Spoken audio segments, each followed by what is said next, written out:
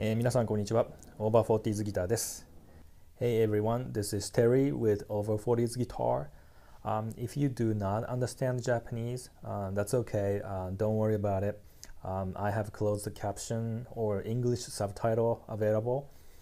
So please turn it on YouTube and then enjoy this DIY classical guitar video. Thank you. というわけでですね、最近はギターを弾くことよりもなんかこう、弾くには弾いてるんですけど、それよりもギターを作る方にこう興味がいってしまっていて、今回もまた、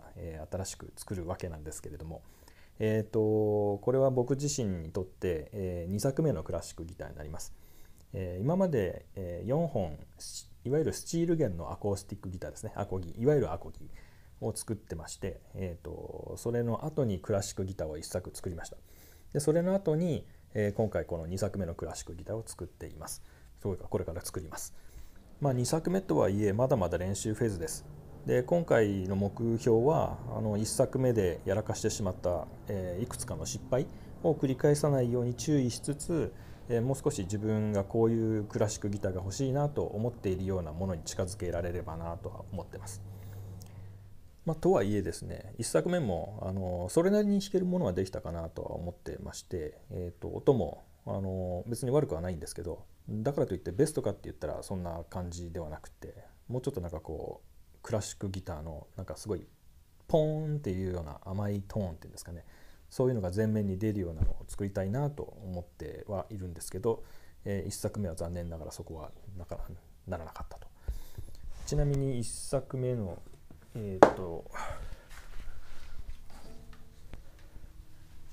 ちなみにこいつが1作目です。予定よりですねボディが薄くなっちゃったとか、なんかこの辺ちょっと削りすぎちゃって、それを合わせるために全体的に削んなきゃいけなかったとか、あとネックのクラシックギターってネックがこう手前にこう極端に言うとこっちに傾くんですけど、普通のスチール弦は逆にこっちですけど、クラシックギターの場合は若干こっちに傾くんですけど、傾きすぎちゃって弦高がものすごい高くなってしまったんで、しょうがないからブリッジをですねだいぶどれぐらい削ったかな、5ミリぐらい下げてるんですよ。というわけでブリッジ下げるとやっぱり弦の力の伝わりも悪くなるんで、音的にもちょっと落ちてるんじゃないかなと思ってます。というわけで、そういう、失敗を、これにゃんこデザインですね。僕が作ってる、アコギは全部、いろんなにゃんこデザインになってるんですけれども、これもにゃんこです。というわけで、その辺の失敗を繰り返さないように、作っていきたいかなと思ってます。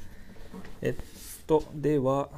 部品の方の説明に入りたいと思います。というわけで今日のところはですね、この2本目のギターにクラシックギターに使う主な部品を紹介したいと思います。まずはですね、サウンドボード。これはですね、ウエスタンレッドシダーという木の種類を、今回は使います。1本目はですね、エンゲルマンスプルースだったんですけれども、今回はレッドシダーにしてみました。レッドシダーも結構クラシックギターではよく使われるみたいで、全然知らなかったんですけど、音がちょっとわかりますかね。結構なんか金属的な音がする感じです。で、見えるかどうかわかんないんですけど、木目がものすごいまっすぐなんですよ。細かいしまっすぐなんで、この板的には悪くないかなと。一応ウエスタンレッドシダーの中でも、4A という AAAA ってやつですね、グレードを使ってます。そんな高くないんですよね、これスプルースに比べると。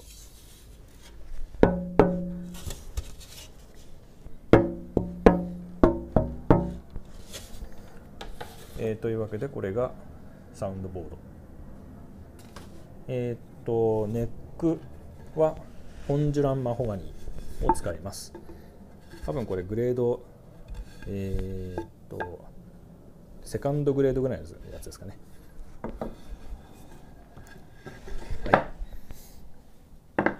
指板はなんだろうこれ、パーフェローってやつかな。パーフェローというものを、今回初めて使っています。今まではインディアンローズだったりエボニー、とかを、使ってたんですけれども、今回ですね、最近これちょっと人気が出てきているっていう話なんで、輸出規制に引っかからないとかそういう話もあるんですけど、非常にインディアンローズに近い、と言われているので、ちょっと試してみようかなと思います。ブリッジはエボニーでいきます。エボニーでこれでブリッジ作ります。それからヘッドですね。ヘッドの化粧板はこれもパーフェロー、それにサンドイッチする形で、メープルですねを合わせようかなと思ってます。なので、こんな感じ、マホガニー、メープル、パーフェローと、続く感じになります。そして、バックとサイドは、チェリー、ね、桜を使います。桜も初めてですね、使うのは。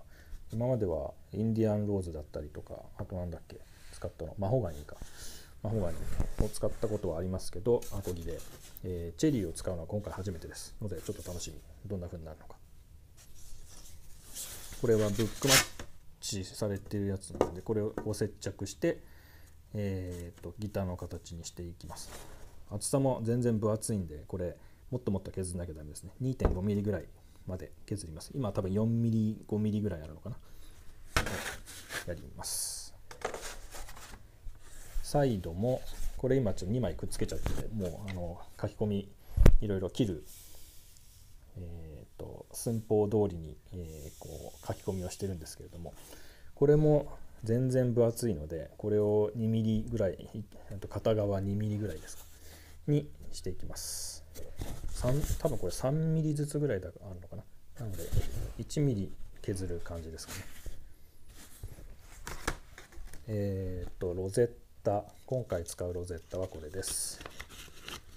いろんなデザインがあるんですけど、なんかちょっとかっこいいんでこれにしてみました。はい、あと、バッグですね。バッグを、くっつけるときにここにバックストリップをこうやってつけます。これを挟み込んで、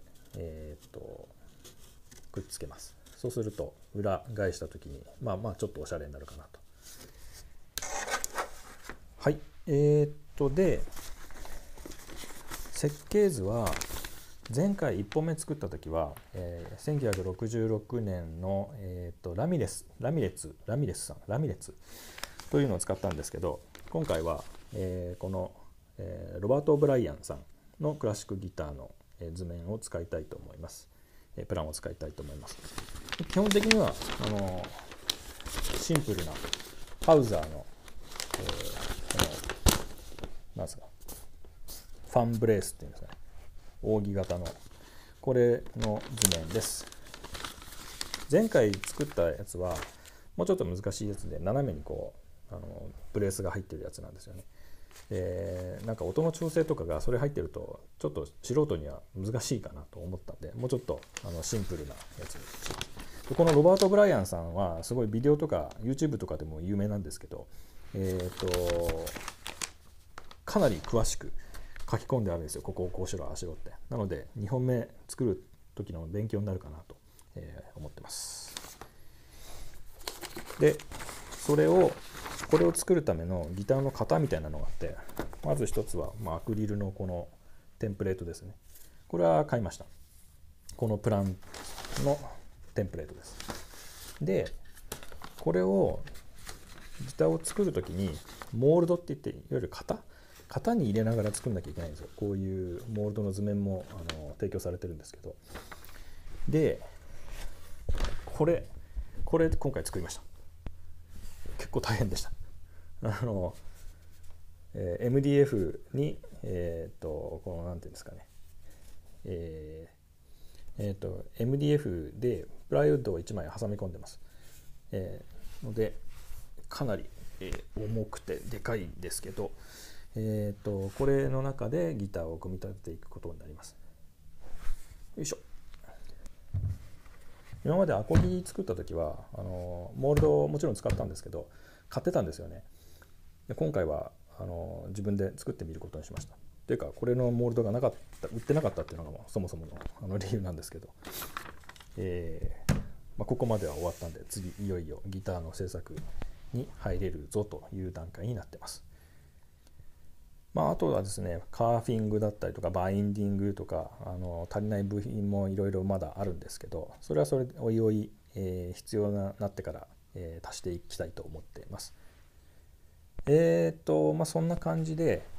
一体何日かかるかはわからないんですけれども、これからしばらく、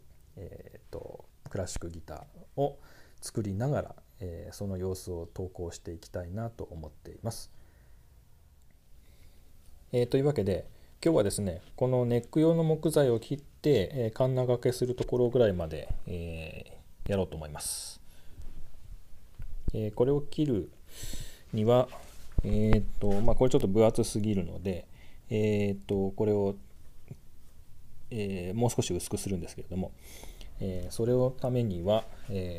バンドソーを使います。